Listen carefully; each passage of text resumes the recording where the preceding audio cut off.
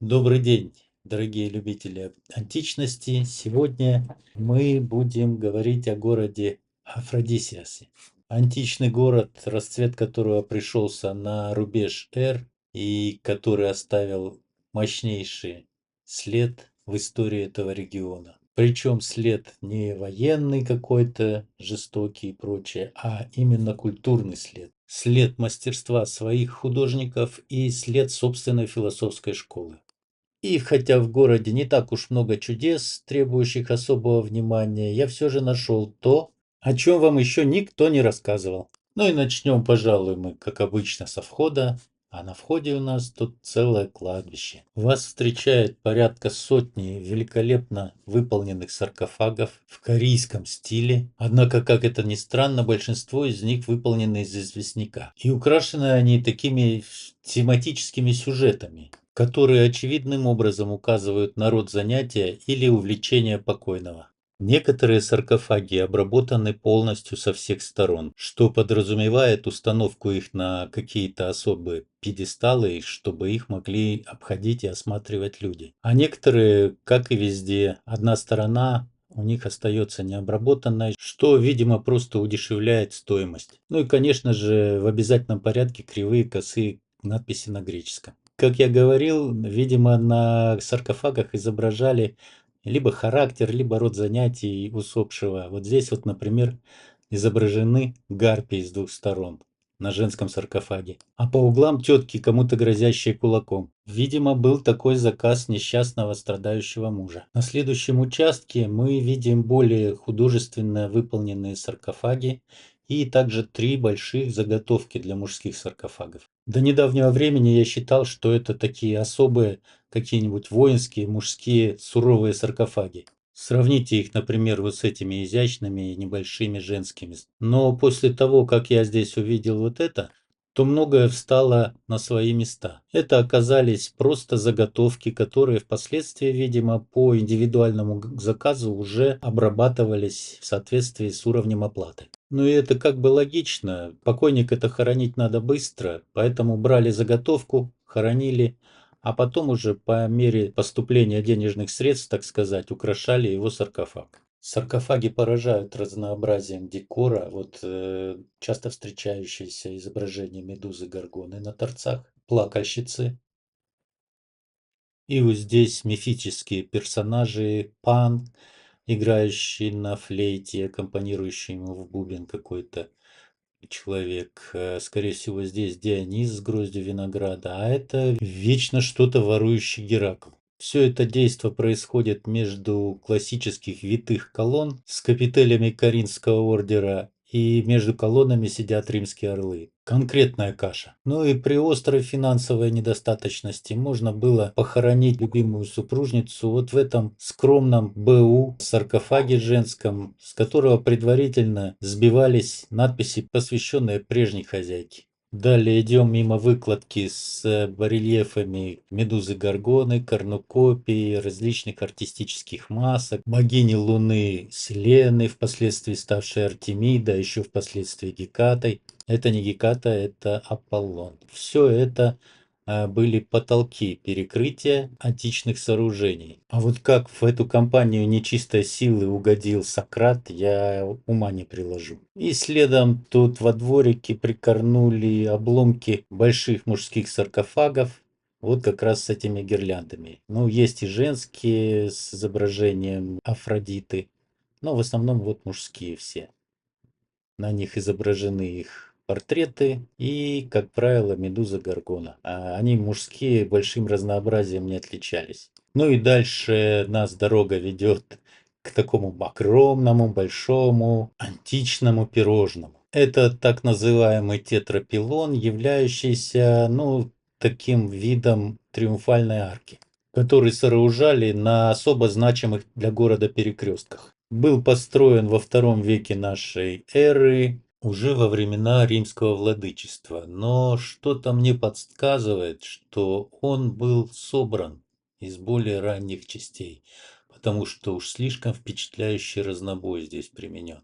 Археологи говорят, что воссоздать его не представляло большой сложности, так как они обнаружили почти 85% обломков. Но посудите сами, вот впереди стоят витые колонны. При ближайшем рассмотрении видно их высокое качество, но все же оно реально отстает от качества, допустим, колонн из Перге. Временами заметна разная толщина стенок и разные углы. При этом качество полировки просто изумительное. И вот эти даже царапинки, которые видны, это скорее всего просто царапины от инструмента археологов, которые очищали их от грунта. Также заметны бугры, то есть неравномерная выборка в глубину внутри этих спиральных канилюр. Ну и толщина стенок канилюр по всей длине колонн, она очень неравномерна, и причем неравномерна даже у разных колонн.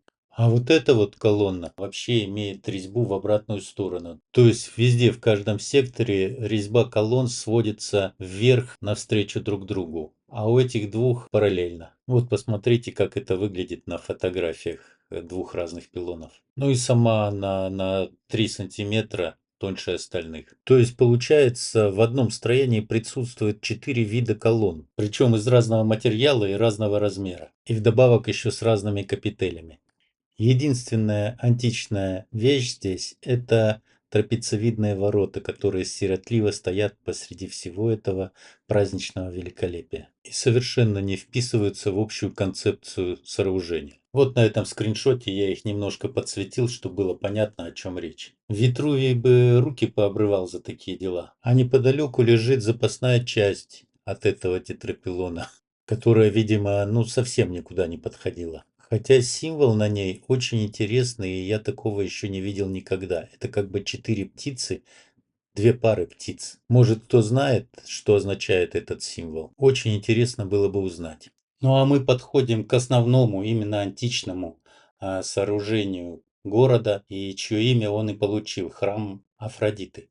Слева мы видим букеты от археологов и реставраторов, но они установлены еще на один стилобат какого-то храма, про который вообще просто тишина. На входе мы видим классику ионического ордена, впоследствии безжалостно уничтоженную раннехристианскими фанатиками в конце IV века нашей эры. Но великие вещи трудно уничтожить. Вот они также не смогли уничтожить и подземелье, которое находится под всеми, без исключения, античными строениями такого размера, и превращенное римлянами после тщательной штукатурки стен в хранилище для воды, так называемые цистерны. А то, что оно здесь есть, достаточно большое, свидетельствует то, что сами же историки утверждают, что на месте этого храма во времена существования здесь хетской цивилизации находилось святилище Кибелы, культ которой они связывают с какими-то тайными, жутко кровавыми ритуалами, совершаемыми именно в подземных частях этих культовых сооружений. Верить в эти сказки или нет, решать вам, но лично я не верю. Чисто из гигиенических соображений. Только представьте себе лужи крови и горы трупов в этом непроветриваемом подвальном помещении летом. Вообще, тайные ритуалы – это сомнительная идея. Он на то и ритуал, чтобы о нем знала общественность. А все тайно – это банальное колдовство. А колдовство жесточайшим образом пресекалось властями во все времена. Даже в VII веке до нашей эры, когда на этом месте был построен первый храм. И в момент своего наибольшего расцвета этот храм имел размеры 46 на 23 метра и 40 колонн высотой по 9 метров, установленных по периптиральной схеме. Это был реально один из самых больших храмов той эпохи. И помещение, которое находится под ним, должно быть ничуть не меньше, чем Вайзаное. Но открытие доступа туда, естественно, невозможно, так как это убьет всю концепцию проводимой политики этого места как одного из центров именно римской культуры, на что очевидно решило делать основной упор Министерство культуры Турции. А вся вот эта красота, которая не вписывается в римскую теорию, обречена валяться под открытым небом в кустах и разрушаться. Здесь видно классические элементы антаблемента, который стоял на колоннах. Архитравы, фризы и карнизы все выполнены отдельно, не слитно, как у римлян. Они лежат все отдельно.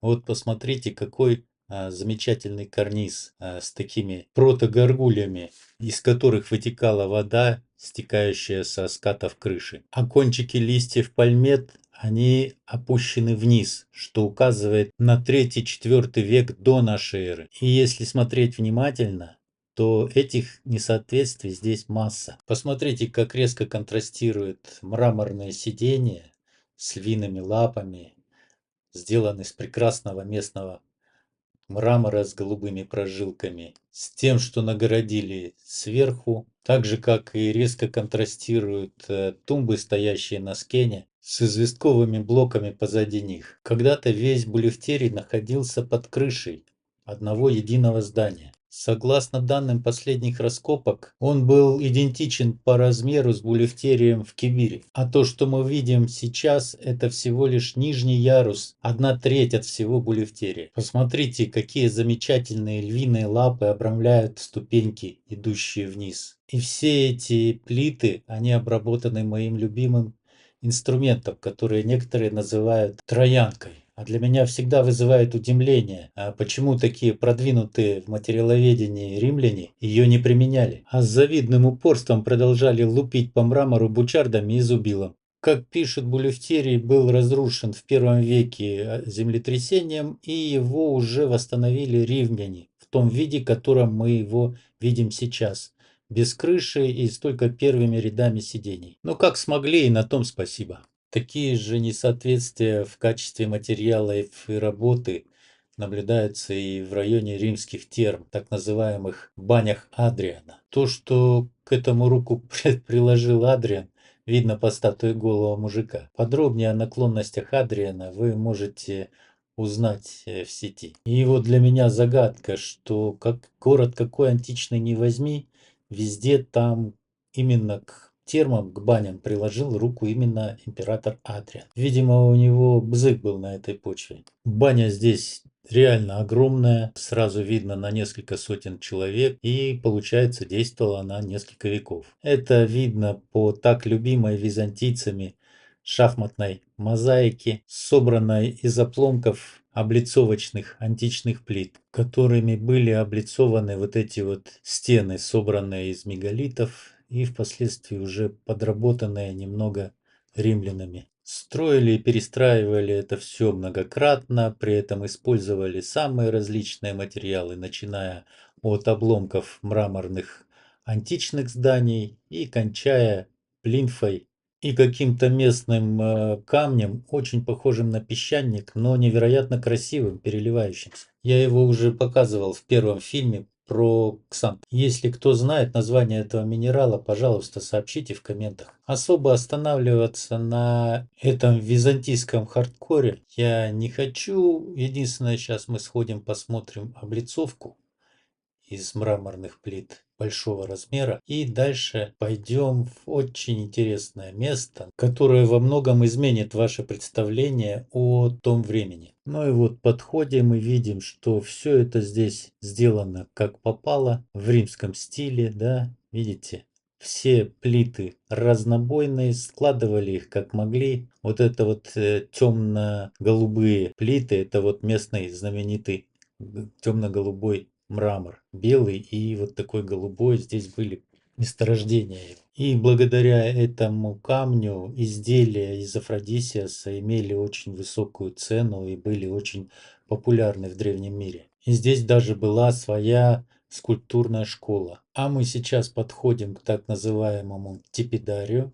Это бассейну с тепленькой водичкой, не сильно горячий, так сказать, предварительно отмокали там. А подогревалось все это посредством вот такого устройства, так называемого гиппокауста. Снаружи стены там были топки, и горячий дым циркулировал под полом, нагревая его. И также вот здесь под калдариумом. Это такой бассейн уже с горячей водой, где уже полностью человек распаривался и был готов идти в фригидариум, к холодному бассейну, где его ожидали друзья, холодное пиво и другие излишества нехорошие. Вот здесь вот видно устройство гиппокауста. Это такие тумбы из кирпичей. На них положены были плиты, поверх плит глина утрамбованная и снова мраморная облицовка. Топки находились снаружи, топили их там рабы, и горячий воздух, циркулируя в этих пространствах, нагревал все, что попадалось ему на пути. Полы, стены, воду в бассейне. Ну, как-то так. В общем, хорошие были у Андрюхи бани. Желающие знать подробности, коих немного, можете прочитать на этом плакате. А мы пойдем смотреть уникальнейшее сооружение, единственное в своем роде в Малой Азии. Колоссальный бассейн длиной 170 метров. Подойти близко к нему невозможно, он закрыт для посетителей. Но даже осматривая его на расстоянии, я подчеркнул для себя очень много нового и действительно интересного. Бассейн был откопан лишь в 2017 году на деньги одной очень богатой турецкой семьи Эртегün. Большое им за это спасибо. На месте него было болото, и даже никто не предполагал, что там находится такое чудо. Причем это не чисто спортивное сооружение, а такая огромная, красивейшая рекреационная зона для жителей. Здесь можно было не только освежиться в прохладной воде, но и отдохнуть в тени под такими красивейшими крытыми мраморными галереями и рядами финиковых пальм, остатки которых были найдены при раскопках.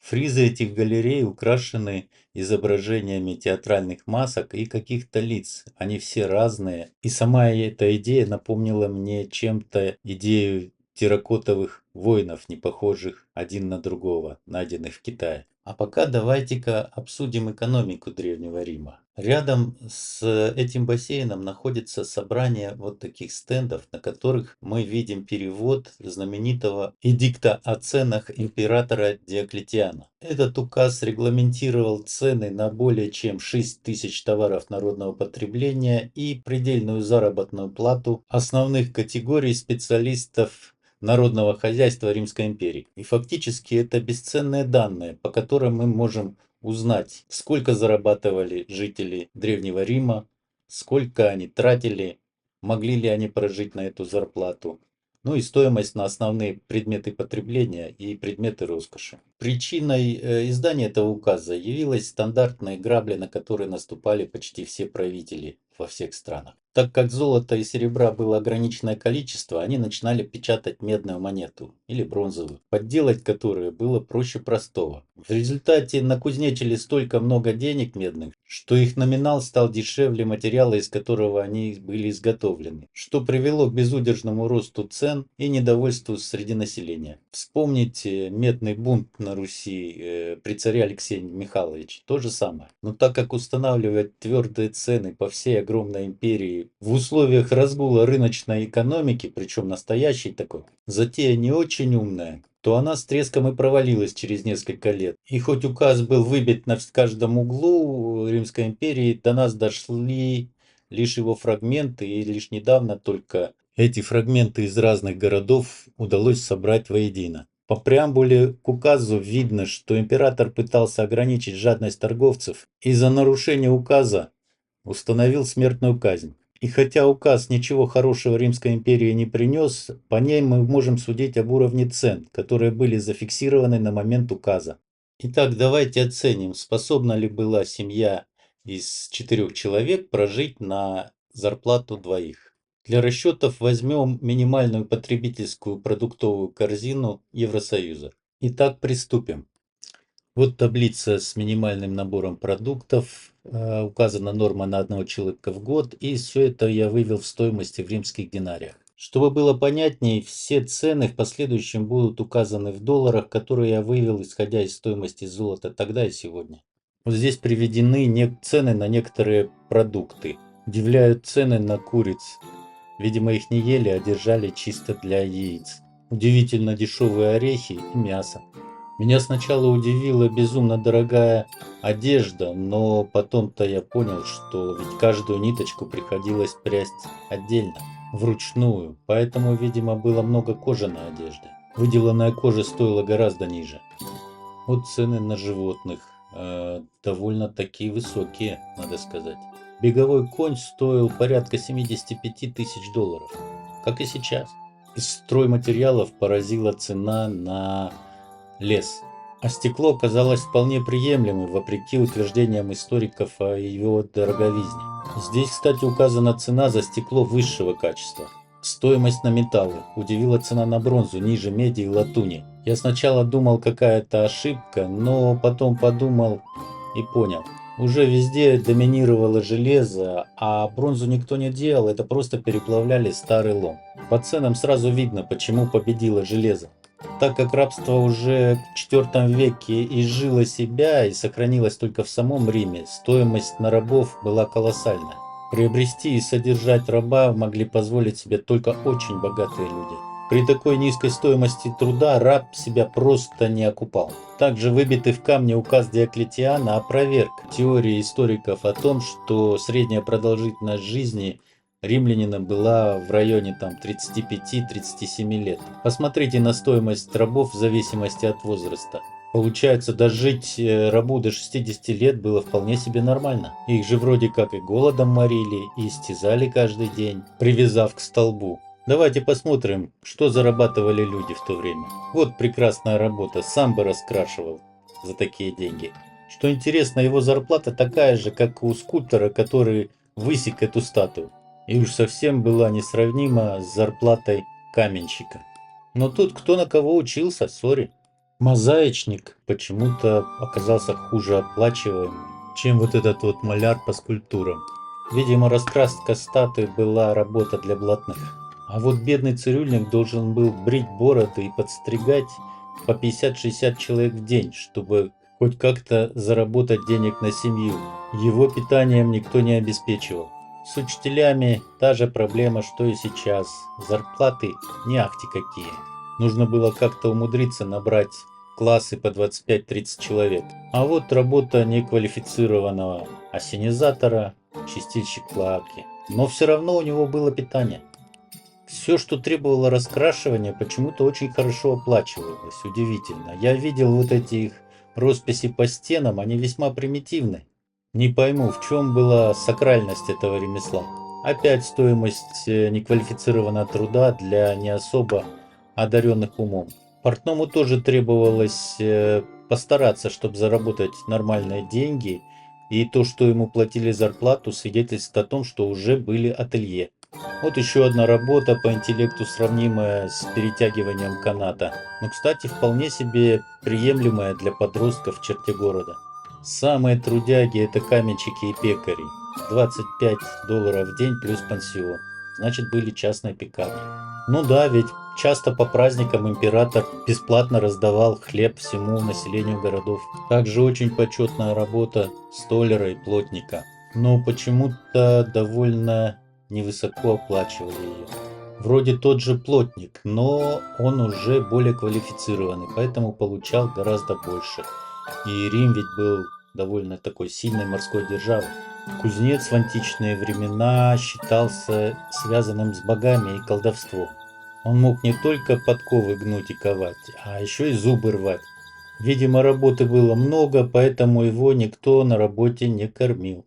Так же, как и самого популярного профессионала того времени — гончара. Сколько навертишь горшков и сколько успеет продать жена — все ваше. 30 человек пришло в баню, и ты получаешь точно так же, как кораблестроитель. Но опять же без еды. Наверное, хозяева терм подумали, что жирно ему будет. Незаслуженно обижали батраков. Они получали так же, как и погонщик ишака. Наверное, были какие-то еще доходы у них. Женский труд тоже оценивался очень дешево, за исключением умеющих делать шелковые ткани из коконов и вышивать золотом. Вокзальные бомбилы существовали уже и тогда. И зарабатывали, кстати, примерно так же. И лошадь, что интересно, стоила так же, как бэушная газелька. Вот так они и жили. Но вот сейчас, пока будем прогуливаться по Агоре, давайте обсудим. Вполне себе очевидно, что Древний Рим был очень даже социальным государством. Умереть с голода было практически невозможно. Даже самая низкооплачиваемая работа содержала в себе великолепный бонус — питание.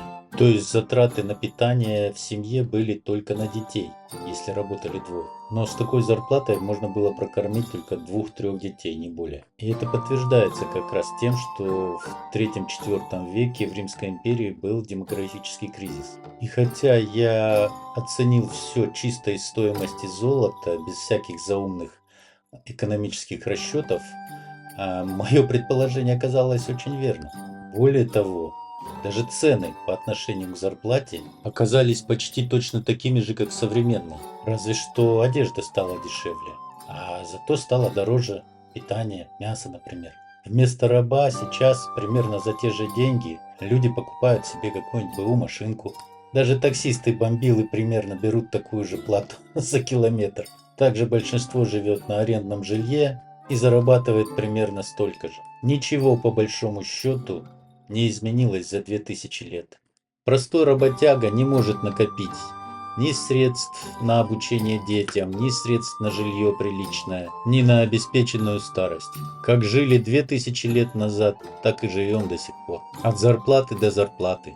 И это печально. И так же, как тогда, ждем от властимущих хлеба и зрелищ. Кстати, камнерез или скульптор, выполнивший эти великолепные каменные кружева, получал до $75 в сутки.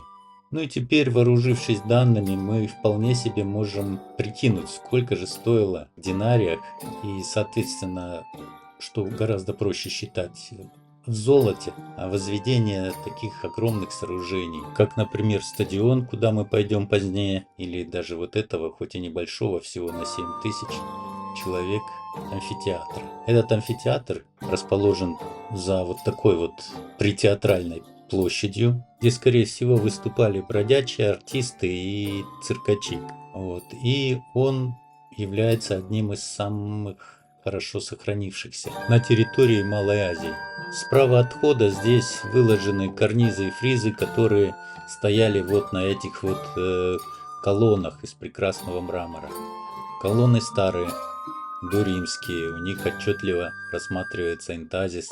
Они, конечно, обветрились, но вот видите такую легкую бочкообразность в форме.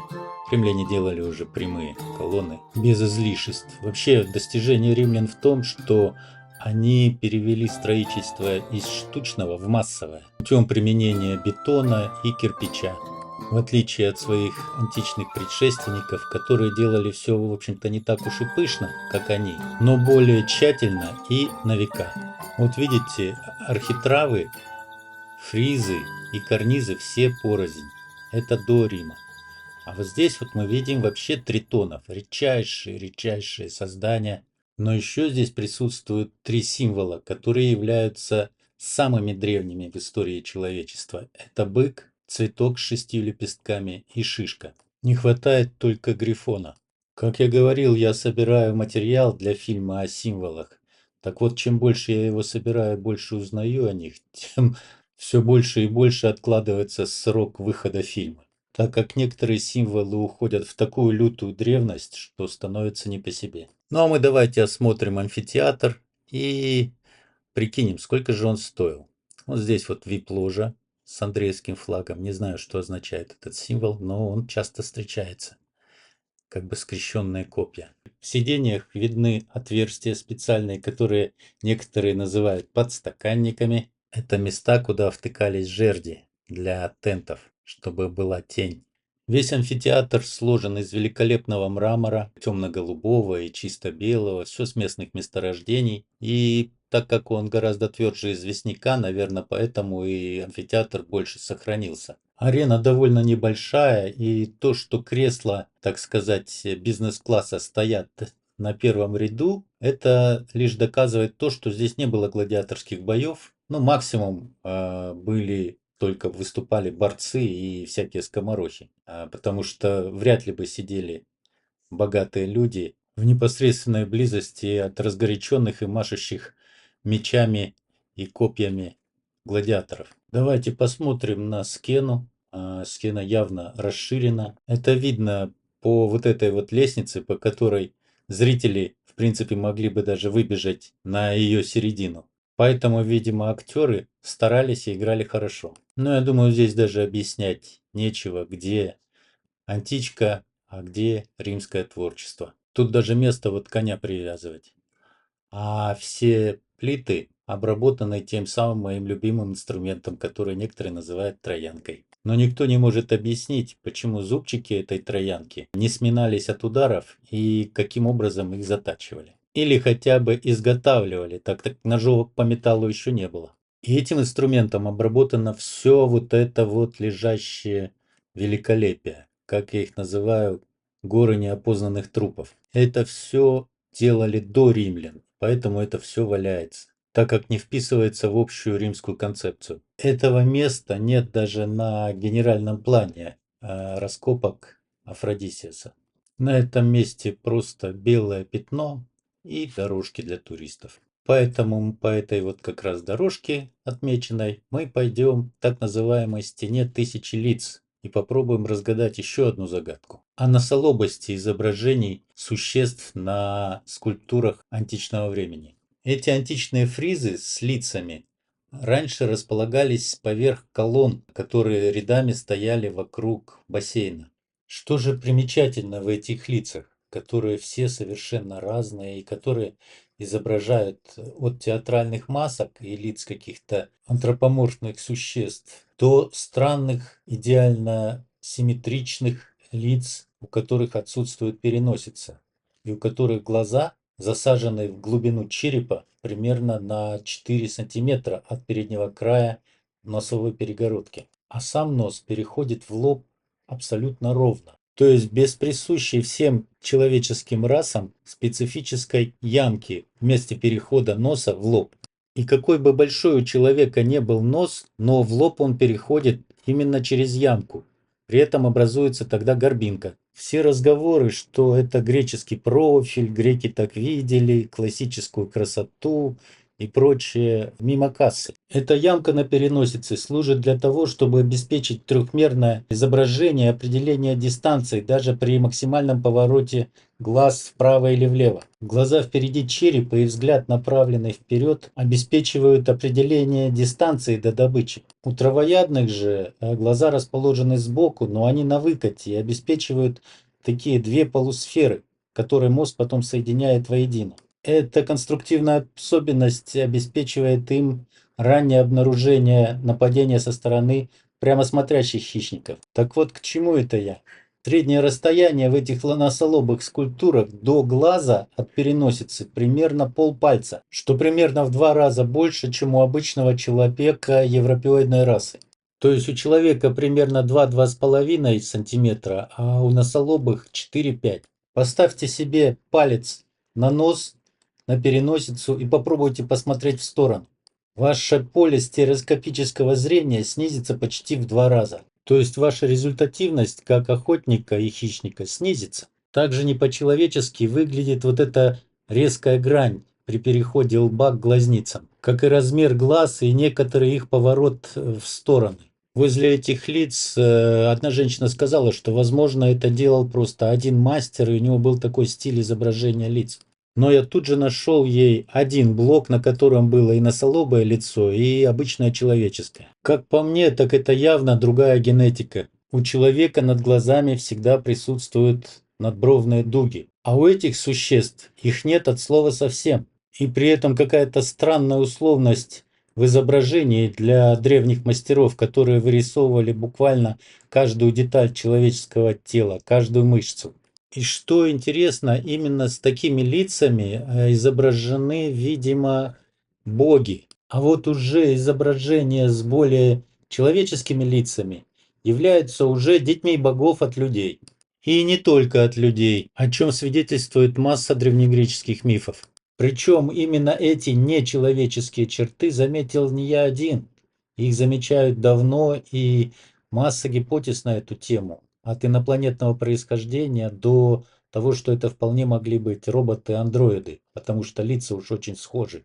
Похожего мнения придерживаются и уже и некоторые археологи, которые и выкапывают эти статуи, и которые откопали в Афродисиасе великолепно сохранившийся стадион, куда мы сейчас и направимся по вот этому великолепному разнотравью. А вы что думаете об этой характерной черте античных статуй, уважаемые зрители? Кстати, носолобость прослеживается в древнейших изображениях по всему земному шару, начиная от культуры майя и через Малую Азию, Грецию, Европу до самого Индокитая. Причем в Индокитае на одной из статуй отмечена попытка сбить эту носолобость и придать носу нормальный человеческий вид. Вы сами понимаете, что носолобость в Индокитае смотрится ну уж очень неестественно. И во всех этих культурах носолобость присуща только богам или божественным правителям. Ну а мы заходим в стадион, и что мы видим? первую очередь мы видим позднюю римскую загородку, то есть они здесь сделали арену для гладиаторских боев. Поэтому, как я и сказал ранее, в амфитеатре их не проводили. Да и арена там была маловато, и гладиаторам негде было удаль свою молодецкую показать. Все эти поздние переделки, они причем очевидные, лишь доказывают факт, что стадион был построен гораздо раньше римлян. Вместимость его рассчитана на 30 тысяч человек, и примерно 6 тысяч из них были любителями этих кровавых представлений. Великолепная сохранность двухтысячелетнего стадиона, видимо, обусловлена тем, что здесь не было цунами. Мы не видим здесь того обычного катастрофного замеса, который был характерен для прибрежных городов. В Афродисиасе практически все лежит на поверхности и закрыто лишь небольшим слоем грунта, сантиметров 50-70. Это как раз именно те отложения, которые скопились после ухода людей из Афродисиаса в V-VII веке. Перемолотых костей и керамики здесь не наблюдается. И вполне естественно, что постройка требовала колоссальных затрат. Я посчитал в самом первом приближении по основным профессиям, что на возведение 7000-го амфитеатра потребовалось примерно 250 килограмм золота. То есть, учитывая, что этот стадион на 30 тысяч зрителей, то есть 4 раза больше, сюда ушло не менее тонны. И сразу становятся сомнительными утверждения историков, что люди жили впроголодь, что их угнетали при таких-то затратах на общественную инфраструктуру. Представьте себе, как выглядел этот стадион из белоснежного мрамора с многотысячной толпой болельщиков.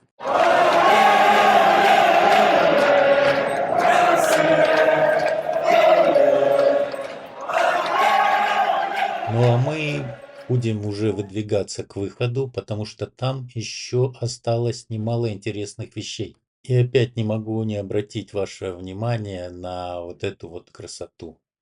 Когда-то здесь стояли дома, но все равно вид с трибун был замечательный.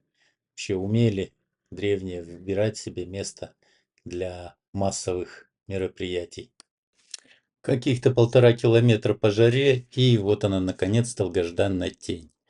Вдоль забора здесь приютились стенки саркофагов, которые удалось найти. Вот здесь вот мужчина голый, отдающий честь и почему-то держащий пальмовую ветвь в руке.